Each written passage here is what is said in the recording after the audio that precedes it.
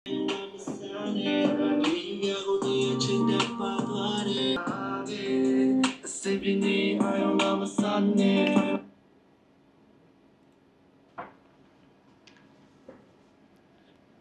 guys မင်္ဂလာပါ Amazing ကနေပြီးတော့မှကြိုဆိုလိုက်ပါတယ်ဒီနေ့မှာတော့ design test စစ်တဲ့အခါကျရင်ဘယ်လိုမျိုး design ကိုအလွယ်ကူဆုံးနဲ့အမြန်ဆုံးဖန်တီးရမလဲဆိုတော့ပြပြပေးသွားမှာဖြစ်ပါတယ်အဲ့တော့ကျွန်တော်နဲ့အတူလိုက်ကြည့်လိုက်အောင် Okay အဲ့တော့ဆရာတို့ဒီ design test စစ်တဲ့အခါကျရင်ဆရာကတချို့ company ကကြောက်ပါတော့ဒီမျိုးဒီ file လေးပေးထားရှိတယ်တချို့ company ကျတော့အဲ့လို file မပေးထားဘဲနဲ့ဆရာတို့ဒီ JPEG file တွေပေးထားရှိတယ်ဒါကတော့ဆရာက smart material ကဒီ solar energy service အတွက်ဆရာ design ဆွဲပြပေးတာဖြစ်တယ်အဲ့တော့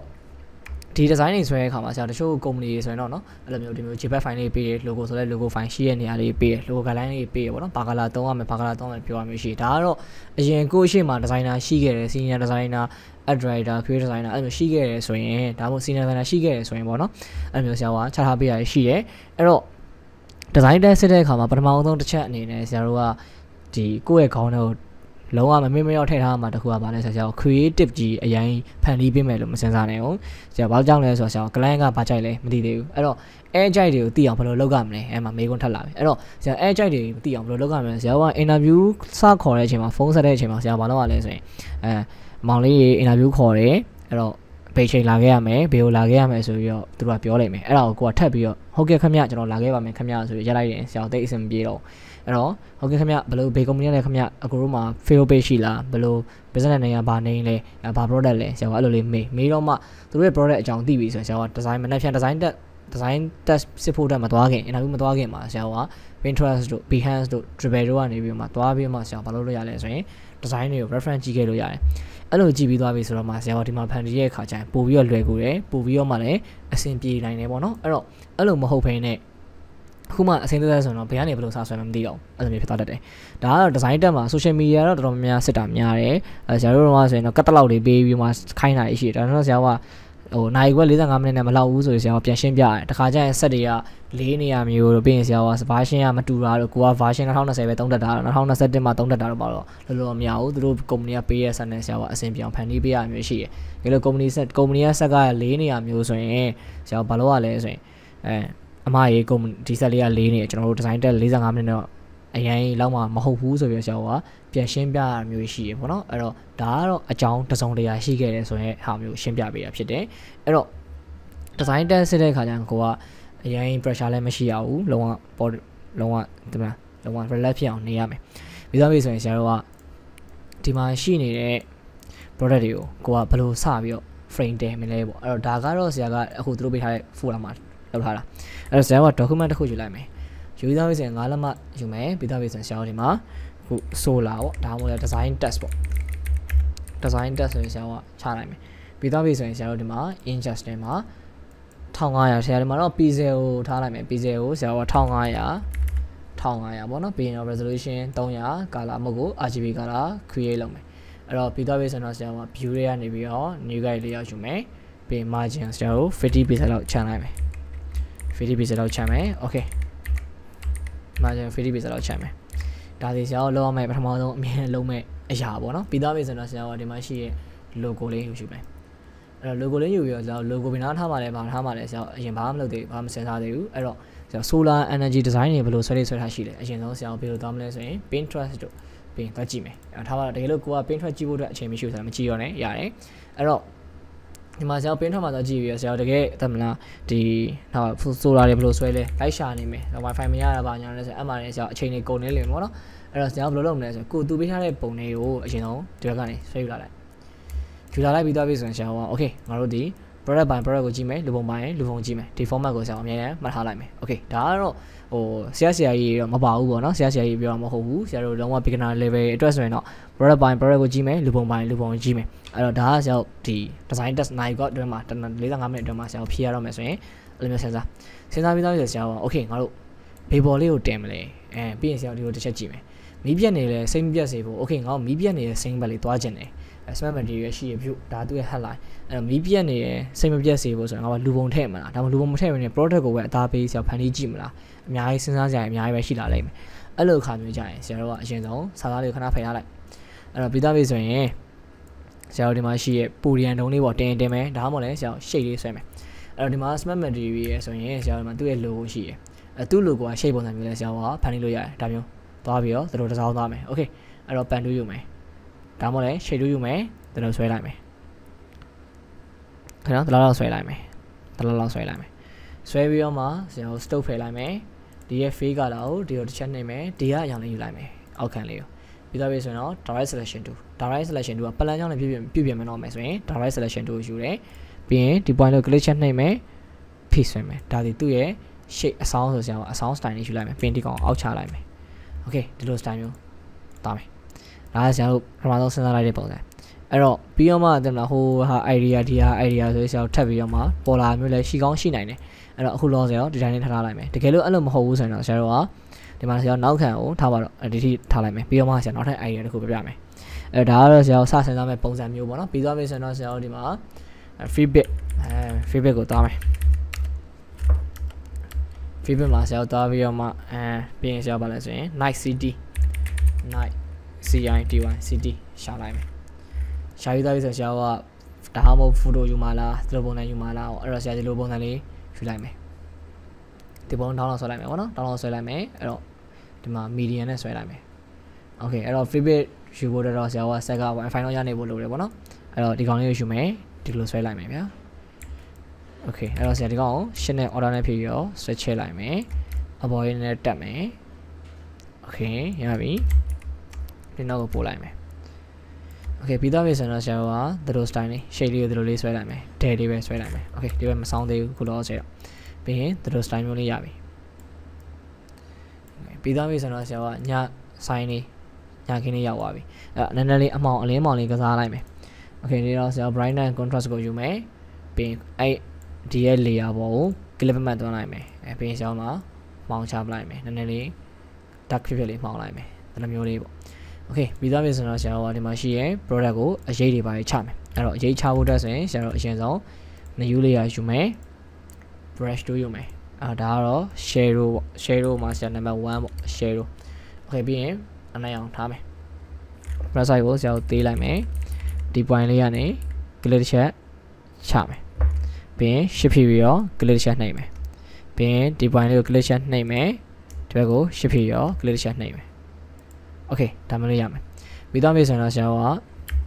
အနေဖွဲ့တဲ့အရေးတွေတွားကြတယ်အဲ့တော့ brush size ကိုချဲ့မယ်နားလေးကို click တစ်ချက်နှိပ်မယ်နောက်တစ်ချက်ထပ်နှိပ်မယ်ပြီးရင်တော့မူတူးယူမယ်ဆရာဆွဲပြလိုက်မယ်sorry layer ထပ်ပွားရအောင်ပါ sorry ဒီကောင်လေးတော့ဆရာနည်းနည်းလေးအရေးလေးကိုနည်းနည်းလေးထပ်ကတ်လိုက်မယ်မြားလေးနဲ့နော်အများလေးနဲ့အပေါ်နဲ့တိုးလိုက်မယ်အပေါ်မြားလေးနဲ့နော်အပေါ်မြားနဲ့တိုးလိုက်မယ်ပြီးသွားပြီဆိုတော့ new layer ယူမယ်အဲ့မှာဆရာတို့ shadow 2ပေါ့ okay ဒါမှမဟုတ်လဲ shadow 1:1ပေါ့ကျွန်တော်နာမည်လေးတော့ပေးလိုက်ပါတော့နာမည်နဲ့စီကန်းရှိတယ်ပေါ့ကွာအဲ့တော့ပြီးရင်တော့ brush 2ယူမယ် click တစ်ချက်နှိပ်မယ်နောက်တစ်ချက်ချမယ်ပြီးရင်တော့ဆရာအဲ့ကောင်လေးကို order ဖြည့်ပြီးပြားလိုက်မယ် okay ပြားပြီးသွားပြီဆိုရင်ဆရာဒီလိုလေးလှည့်လိုက်မယ်နည်းနည်းဖွဲ့တဲ့အရေးတွေချကြတော့နည်းနည်းလေးကတ်လိုက်မယ် okay ဗျာအဲ့တော့ဆရာတို့ style လေးရမယ် okay ပြီးသွားပြီဆိုတော့ဆရာကဒီနားလေးကဒီဖွဲ့တဲ့အရေးလေးကို smart tool လေးနဲ့တွန်းလိုက်မယ်ဗျာဒီဘေးလေးကိုတွန်းလိုက်မယ် okay ရပြီဗျာအဲ့ဒါဆရာဒီလိုမျိုးလေးအရေးလေးရပြီပြီးရင်တော့ဆရာ brush 2ယူမယ်ဒီ layer မှာပဲဆရာထပ်ပြီးတော့မှ brush လေးကိုနည်းနည်းပြားလိုက်မယ်အဲ့တော့အရေးလေးတော့ဆရာတေချာလေးချလိုက်မယ်ပေါ့နော်တေချာလေးချလိုက်မယ်ဒီနားလေးကို okay ဒီနားလေးကိုပေါ့နော်အဲ့တော့တကယ်လို့ကိုကအဲ့ဒါကိုဆရာတေချာ adjustment ထပ်လုပ်ချင်သေးရဆိုရင် new layer ထပ်ယူလိုက်ပြီးရင်အဲ့မှာ shadow 1 minus ပေါ့နှစ်ခေါက်လုပ်လိုက်မယ်ပြီးရင်တော့ click တစ်ချက်ချမယ်နောက်တစ်ချက်ချမယ်နောက်တစ်ချက်ချမယ်ဒါဆိုရင်ဆရာဒီနားလေးကတော်တော်လေးမှောင်သွားပြီပေါ့တော်လေးမှောင်ပါပြီ okay ရပြီပြီးသွားပြီဆိုရင်တော့ဆရာဒီလေးရတယ် brush 2ယူမယ်ဒါကကျတော့ shadow 2ဖြစ်သွားပြီအဲ့တော့ shadow 2ပြီးရင်တော့ brush size ကိုလည်းချဲ့မယ် click ချက်နှိပ်မယ်နောက်တစ်ချက်နှိပ်မယ်ပြီးရင်ဆရာကို order နဲ့အပေါ်အောက်တစ်ခါလေးပြလိုက်မယ်အဲ့တော့ဒီလောက်ထိဒီချချင်လဲရတယ်ဒီမချချင်ဘူးဆိုလည်းရတယ်ပေါ့နော်အဲ့တော့ဒီလိုမျိုးလေးပြလိုက်မယ်ဗျာ okay ဒီရပြီပြီးသွားရင်တော့ဆရာဒီကောင်လေးလာမယ်အဲ့တော့ဒီကောင်လေးမှာလည်းဆရာဘာလုပ်မလဲဆိုရင်အရေးလေးချမယ်အဲ့တော့အရေးချမယ်ဆိုရင်ဒီမှာအရင်ဆုံး pen tool နဲ့ဖြတ်ရမယ်အဲ့တော့ layer မှာတက်မယ် pen tool ယူမယ် ရင်ကုန်ချဲ့မယ် point ချမယ်ဖြည့်ဆွဲမယ်ဗျာနည်းနည်းလေးအဖြူသားလေးရဆိုကိုကတက်ရက်ကြောင်းလေးပေါ့နော်အဲ့တော့အဲ့ဒါလေးရဆိုနည်းနည်းလိုက်ပြီး queue site ပေါ့ okay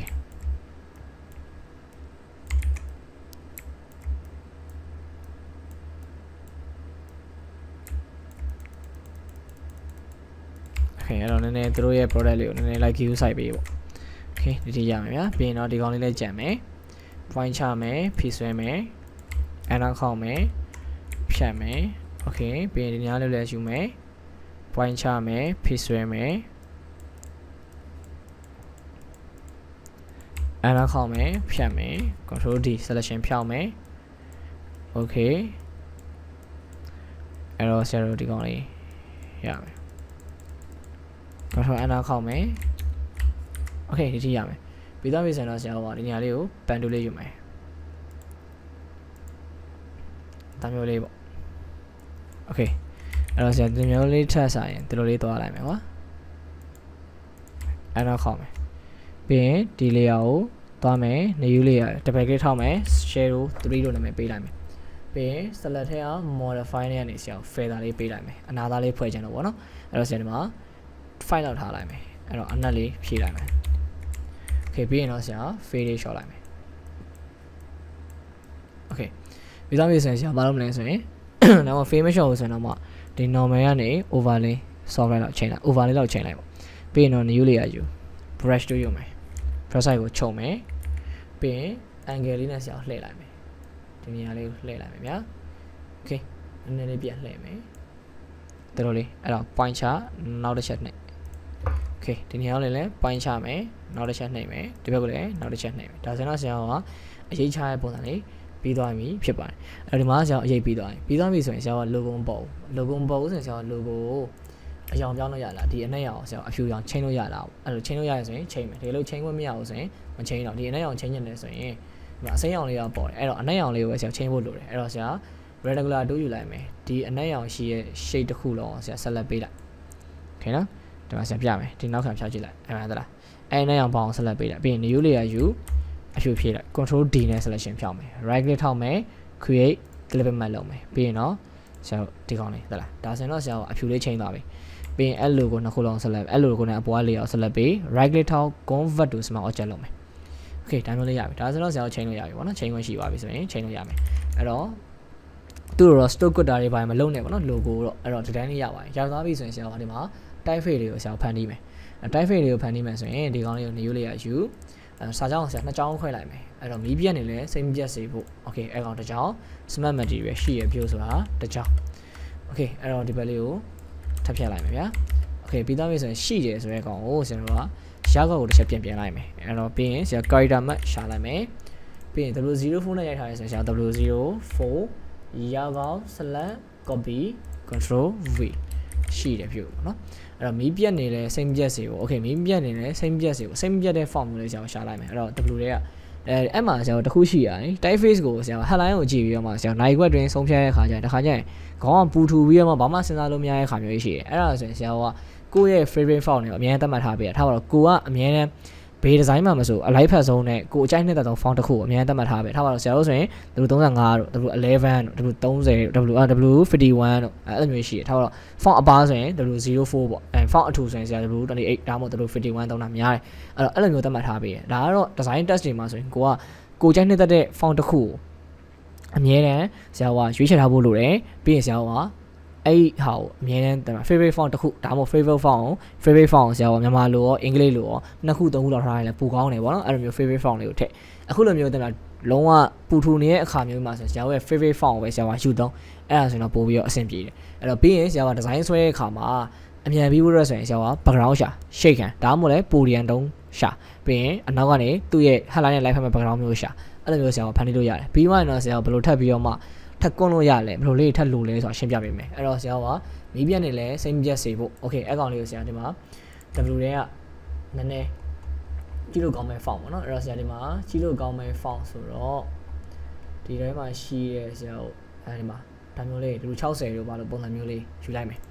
ယူတိုင်းဆိုရင်ဆရာကအဲ့ကောင်လေးကိုအကြီးဆုံးထားလိုက်မယ်ကွာ36ထားလိုက်မယ် okay ပြီးရင်ဆရာကိုစားလိုက်မယ်ကွာအဲ့တော့ calculator ယူမယ်ဘာနဲ့စားမလဲဆိုရင် 36 SR 1.618 okay 22.24 အဲ့တော့ဆရာတို့ဒီမှာ22.24အဲ့တော့ဒီကောင်လေးကို22.24ထားမယ်အဲ့တော့ထားတော့ရှိတဲ့ပြိုခဏဖယ်လိုက်မယ် okay နော်အဲ့တော့ဖြတ်လိုက်မယ်ခဏနော် okay တိုက်လို့ယူမယ် control v ချမယ် okay အဲ့ဒီကောင်လေးကို22.24 ထားလိုက်မယ်ပြီးရင်ရှိရပြို့ဆရာဒီကောင်က font အပါလေးဆိုဆရာဒီကောင် font အပါလေးရှားလိုက်မယ်ဗျာအဲ့တော့ဒီထဲမှာလည်းဟို series sun series ဆို sun series ဆရာ Helvetica သုံးလိုက်မယ်ကွာ Helvetica font လေးသုံးလိုက်မယ်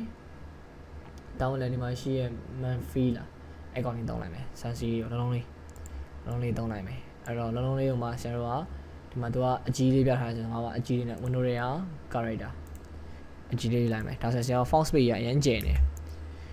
နော် font space ရအရင်ကျယ်နေအဲ့တော့ဆရာနည်းနည်းလေးပြန်ရှာလိုက်မယ်အဲ့တော့ဆရာတို့ဒီထဲမှာပါရှိနေဆို Helvetica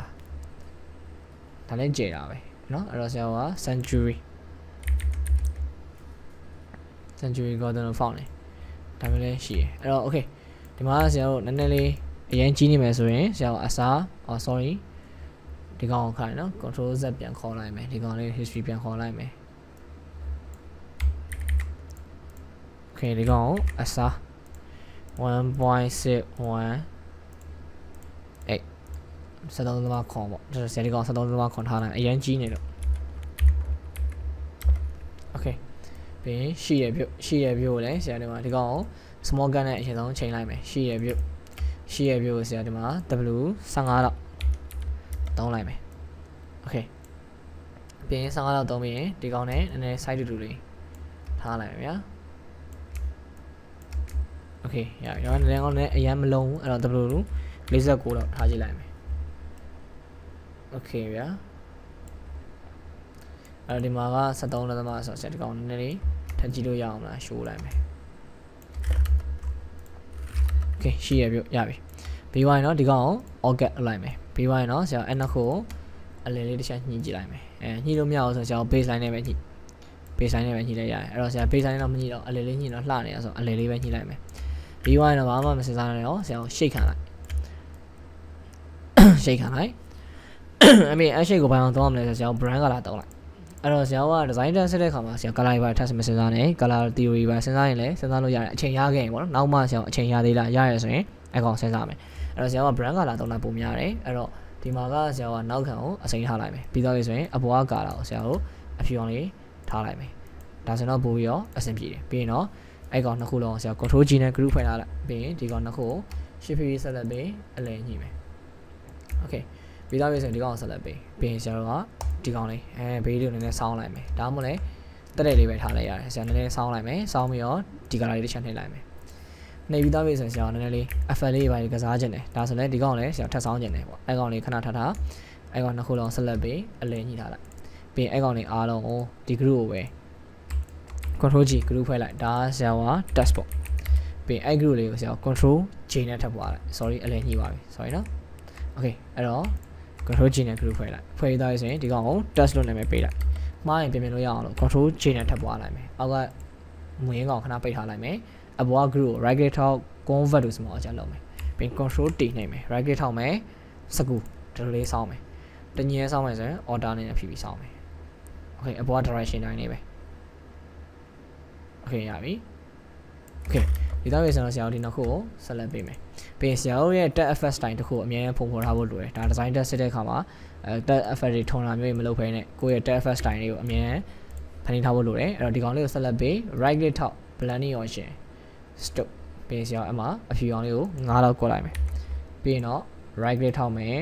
create layer လုပ်မယ်ပြီးရင်အောက်က stop layer ကို right click ထောက် blending option draw shadow ယူလိုက်မယ်ဒီကောင်လေးကိုဆရာ gray အောင်လေးထားလိုက်မယ် size ကို0ထားမယ်ဒီကောင် gray လေးထားမယ်ပြီးရင်တော့ okay တစ်ချက်နေပြီးရင်အပေါ်က text လေးအောင်ဆက်လက်ပြီး new layer ယူပန်လို့ယူမယ် fine ချမယ်ဒါမျိုးလေးတောင်းဖြတ်လေးသွားမယ် enter တစ်ချက်ခောက်မယ်အရောင်ဖြည့်လိုက်မယ်အဖြူရောင်ပြီးရင်တော့ right click ထောက် create clip map layer map တက်မယ် gradient တို့ယူမယ်အနက်တီပြောင်းမယ်အဖြူတီပုံမယ် gradient တို့နဲ့ဆွဲမယ် normal ရ over လေးဆောက်လိုက်တော့မယ်ဒါကတော့ကိုကွင့်ကွင့်တော့ရနိုင်မယ်ကိုကွင့်တဲ့ style မျိုးပုံစံမူတည်ပြီးတော့မှ effect ကထွက်လာလိမ့်မယ်ပြီးတော့ရင်တော့ဆရာက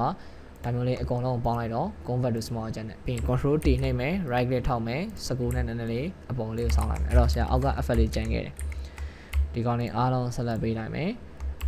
right click ထောက် convert to small object right click ထောက် convert to small object လုပ်မယ် control T စကူဘေးလေးကိုတောင်းမယ်အကုန်လုံးပေါင်းလိုက်တာပေါ့နော်ပေါင်းပြီးမှဆရာ right click ထောက်ပြီးတော့ transform ပေါ့ control T transform လုပ်လိုက်တယ်လုပ်ပြီးတော့မှဆရာစကူနဲ့ဆောင်းလိုက်တယ်ပြီးရင်တော့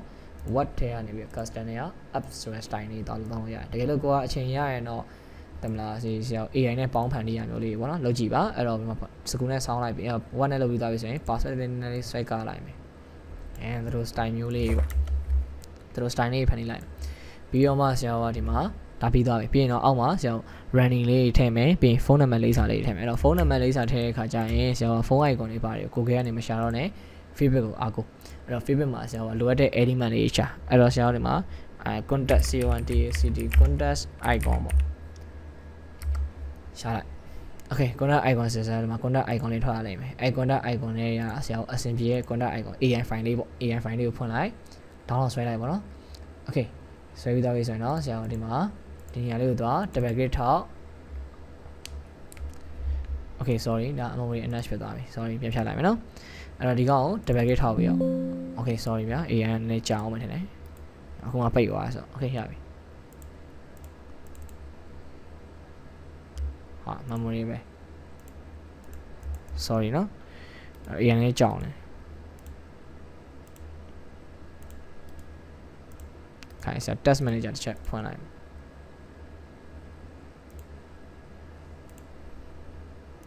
အဲ့တော့အရေးနဲ့အကြောင်းလဲဆိုတော့ဆက်ကြောင်ဝါလည်းရှိတတ်တယ်ပေါ့နော် okay ဒါကတော့ဆရာဆက်ကြောင်ဝါဖြစ်ပါတယ် design test တဲ့ company ကဆက်မဟုတ်ဘူး okay အဲ့တော့ဆရာတို့ဒီမှာ AI ပြန်ဖွင့်လိုက်မယ်အဲ့တော့လိုအပ်တဲ့ element တွေကိုဆရာ Google ကရှာအထက်ဆိုရင်ပို့ပြီးတော့မြန်ဖို့အတွက်ဆိုရင်ဆရာတို့ feedback ကနေရှာပြီးတော့တောင်းရင်ပိုကောင်းပါတယ်အဲ့တော့ဒီမှာဆရာတို့ feedback ကနေရှာလိုက်မယ် okay ရှာပြီးတော့မှဆရာတို့ဒီကောင်လေးတွေယူလိုက်မယ်အဲ့တော့ဆရာဖုန်းရယ်ဖုန်း icon ရယ်ပြီးဆရာ location လေးရယ်နှစ်ခုယူလိုက်မယ်ဒီနှစ်ခုကို select ပြီး shape radar တယူပြီးတော့အဲ့အဖြူလေးဖောက်ထုတ်လိုက်ဆရာဟိုမှာသွားပြီးတော့အရောင်တွေပါချိန်တဲ့ခါကျလွယ်အောင်လို့ပြီးရင်တစ်ခုချင်းပဲဆွဲထည့်ပြီးရင်ကြီးချင်းသေးချင်းမလုံးနဲ့ဒီတိုင်းပဲထားလိုက်โอเคနော်ဘာလို့လဲနှစ်ခုလုံးပြန်လို့ကြည့်ရင်ပုံမိုက်တယ်ဗောနော်အဲ့တော့အဲ့ကောင်လေးကိုဆွဲထည့်လိုက်ပြီးရင်ဒီကောင်နှစ်ခုကို select ပြီးအလယ်ညှိလိုက်ပါ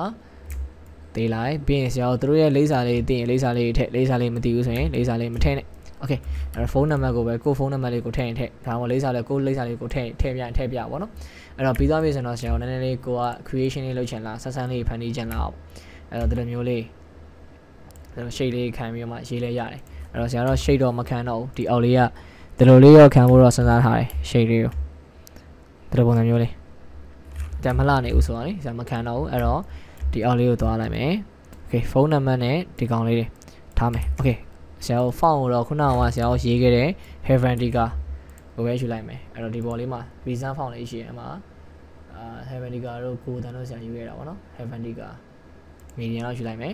ပြီးရင်ဒီကောင်အဖြူလေးထားလိုက်မယ်အဲ့တော့ဖုန်းနံပါတ်ရိုက်တဲ့အခါကျရင်ဆရာကဒီကောင်ကို window တွေက character box မှာ icon လေးကိုဖြုတ်ပြီးသားပြီဆိုရင်ဆရာက site ကဘယ်လောက်ထားလဲဆိုဆရာက9ထားတယ်9ဒါမှမဟုတ်တွဲလောက်ထားတယ်ပေါ့နော်တွဲလောက်ထားတယ်ပြီးသားပြီဆိုရင်ဆရာက plus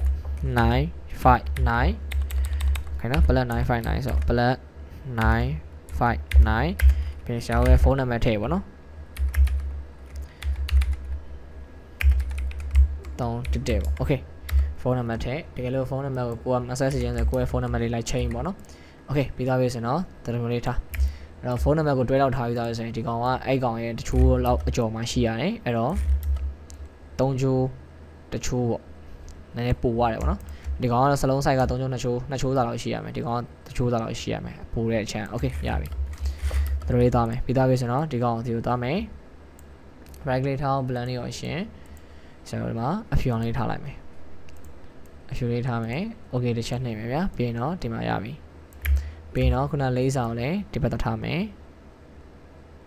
space နဲ့တော့ညီအောင်လုပ်ပါနော် okay space လေးညီအောင်ကစားမယ် okay ရပြီ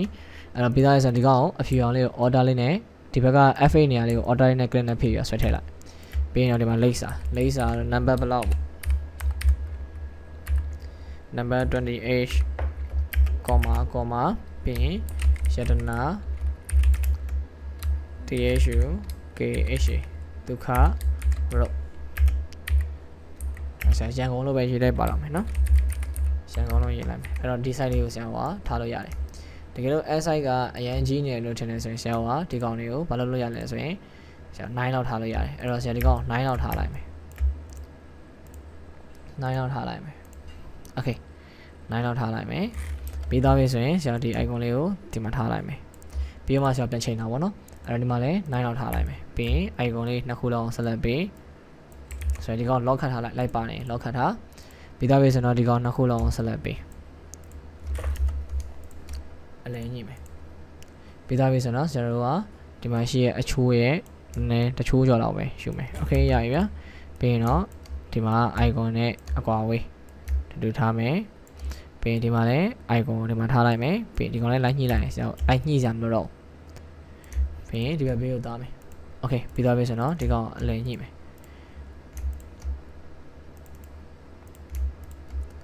okay ဗျာပြီးသွားပြီဆိုတော့ဆရာတို့ဒီကောင်လေးကိုဒီမှာထားမယ်ဒီကောင်လေးကိုလည်းဆရာတို့ဒီမှာထားမယ် okay ရှာရဗျာအလဲညှိလိုက်ဗျာပြီးရင် group တစ်ခုလုံး control G နဲ့ group ဖွဲ့လိုက် control A နဲ့အကုန်လုံး select document တစ်ခုလုံး select ပြီးအလဲညှိလိုက် control D selection ဖြောက်လိုက်ဒါဆိုတော့ဆရာတော်တော်များများပြီးသွားပြီပြီးတော့မှကိုကအချိန်ရသေးရင်ထပ်ကွန်တာမျိုးလေးအဲထားပါတော့အခုဒီမှာဆိုဆရာ flare လေးလိုက်ထည့်ရမျိုးလေးပေါ့နော် flare ပေါ့ကိုကနေပြီးဆရာ flare လေးရှာပြီးတော့မှဒီမှာရှိရဲ့ flare လေးနဲ့လှတဲ့ flare လေး3ပေါ့ဆရာ wide flare လေးရှိမယ်အဲအဲ့လို flare လေး3ကြည့်ဒါမျိုး flare လေးရှိမယ်ဒါမျိုး flare လေး copy ကို control V ချမယ် normal ကနေ screen ပြောင်းပြီးတော့ဒီလို style မျိုးလေးလိုက်ပြီးကွန်တာမျိုးလုပ်လို့ရတယ်တကယ်လို့အဲ့အရာတွေကရိုးရဲထင်တယ်ဆိုရင်ဆရာဘာလုပ်လို့ရလဲဆိုရင်ကိုခဲကိုသွားပြီးတော့ဆရာဒီမှာ weight light တို့ပေါ့ရှာ WAV wave LIGA တွေလိုက် weight light တို့ပေါ့ရှာပြီးသားဆိုရင် weight light ထဲကနေပြီးဆရာအမှသွားရအကူ premium ရှိလားဘာညာသွားတော့မ main နဲ့ပေါ့နော်ကိုမှရှိရဲ့ဟာလေးနဲ့ပဲဒါမျိုးလေး free ရတဲ့ဟာလေးနဲ့ပဲဖန်တီးနော် design test ကလေးအကူ favorite premium ဝယ်ပေးရမယ်လို့ဘာလို့တော့မလုပ်နဲ့ပေါ့နော်အဲ့တော့ feedback ကကျတော့ဆရာကလေလိုအပ်တော့တဲ့အခါကျရင်အမြန်ဖန်တီးရတဲ့အခါမျိုးကျရင်တော်တော်များသုံးတာများတယ် agency တော်တော်များဆိုရင်ဆရာ design တွေအမြန်ဖန်တီးရဖြစ်တဲ့အတွက် feedback ကိုဝယ်ပေးထားကြတာများတယ်ပေါ့နော်အဲ့တော့ဆရာဒါမျိုးလေးသွားမယ် okay ပြီးသားပြီဆိုတော့ဆရာတို့ကတော်တော်လေး okay ဗျာအမှဆရာကအယောင်လေးချိန်နေရတယ်အစိမ်းရောင်လေးချိန်မဲ့ဆိုရင် color adjustment နဲ့ hue and saturation color right ကိုအမှန်ကျတဲ့ clip မှတ်သွားမယ်အယောင်တင်မယ်ပြီးသားပြီဆိုရင်အစိမ်းရောင်လေးချိန်လိုက်မယ်ဗျာ okay အဲ့ခု select ပြီး right grid top convert to small object နဲ့ normal ကနေ screen ချိန်လိုက်မယ်ဒီလို style မျိုးလေးသုံးလို့ရတယ်တကယ်လို့အဲ့လို mobile နဲ့ text ကိုသုံးလဲရတယ်အဲ့တော့ text ကိုဒီလို style လေးထည့်သုံးလိုက်လဲရတယ်ပေါ့နော်အဲ့တော့ဒီလိုမျိုးလေးပေါ့ control T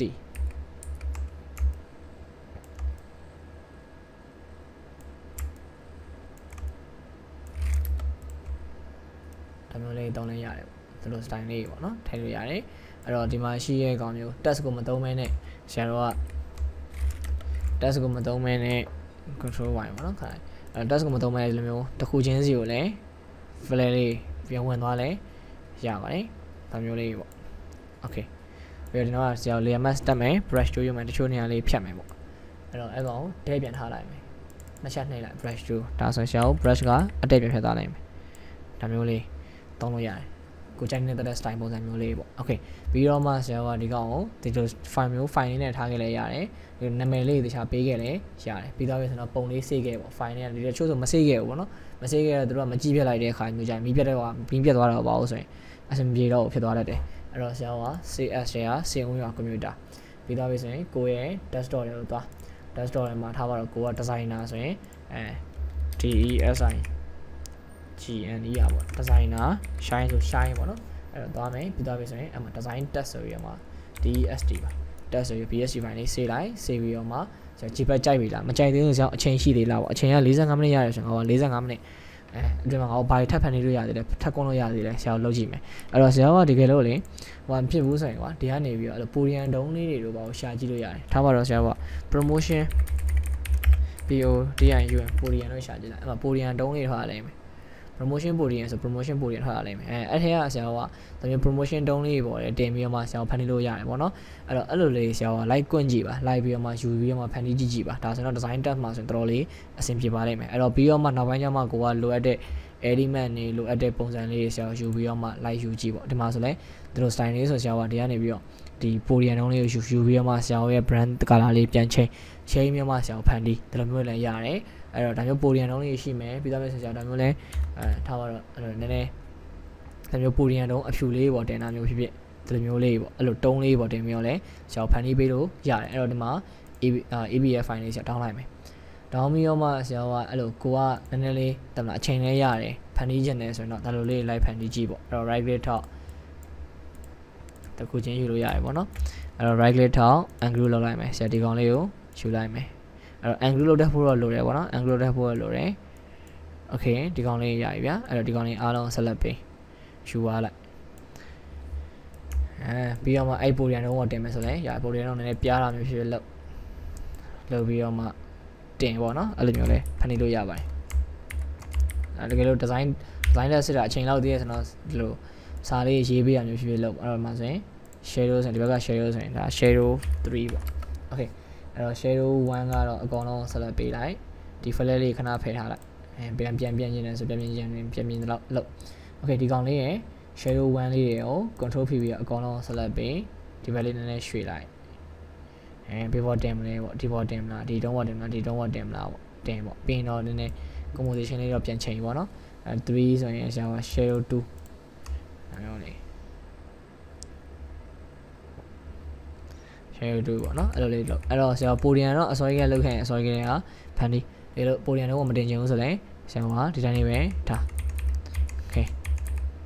ဒါမျိုးလေးပေါ့အဲ့တော့ design test စစ်တဲ့ခါကျရင်ဆရာကအဲ့လိုမျိုး typeface ကိုအားပြုပြီးတော့ဖန်တီးပြီးသားပဲဆိုရင် typeface ကိုပဲကိုယ့်ရဲ့အကြိုက်တဲ့ဆုံး font အကြိုက်တဲ့ဆုံး typeface တစ်ခုရွေးထားပြီးသားပဲဆိုရင်ဘေးပစ္စည်းမဆို shape ပေါ်တင်တာမျိုးဖြစ်ဖြစ်ဒါမှမဟုတ်နောက်ခံပုံတစ်ခုရှာ shape တစ်ခုဆွဲရောအပေါ်သွားပြီးရင် side ratio လေးတုံးပြီးသားပဲဆိုရင်ရှာကလူပုံတော့ရင်လူပုံလေးကိုလှလှပပလေးရှာပန်လေးတစ်ခြားဖြတ် typeface လေးကိုတစ်ခြားကိုယ့်ရဲ့ design type effect တစ်ခုအမြဲတမ်းသတ်မှတ်ထားအဲ့ type effect ကလည်းအမြဲတမ်း design နဲ့ line နေတဲ့ typeface မျိုးကိုဆရာဖန်တီးအဲ့ဒါဆိုရင်တော့ပို့ပြီးတော့အဆင်ပြေလိမ့်မယ်ပို့ပြီးတော့မှ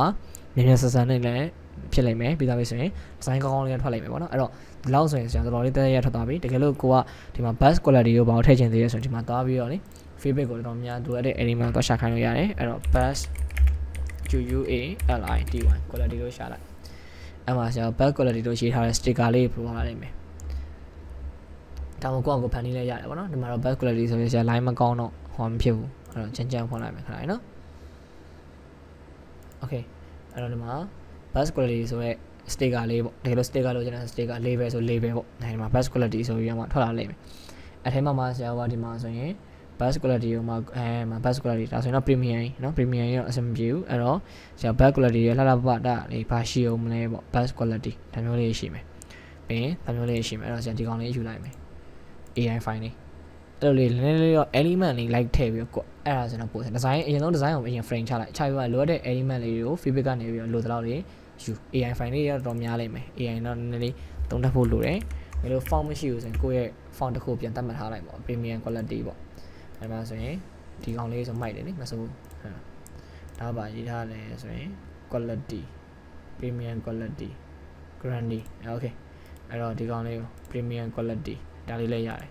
အဲဒီကောင်လေး right click ထောက်ဆရာ angle လိုက်မယ်ဒီကောင်ဖြတ်လိုက်တော့ဒီကောင်လေးကို right click ထောက် angle okay ဒီကောင်နှစ်ခုကို select ပေးလိုက်မယ်ပြီးရင်ဆရာတို့ကနေ ppass ဒီမှာဆက်မှာ ppass font လေးရှိတယ်ယူပြီးတော့မှအဲ့ကောင်လေးကို select ပေးပြီးတော့ဆရာဒီကိုသွားလိုက်ဒီနေရာလေးမှာချမယ်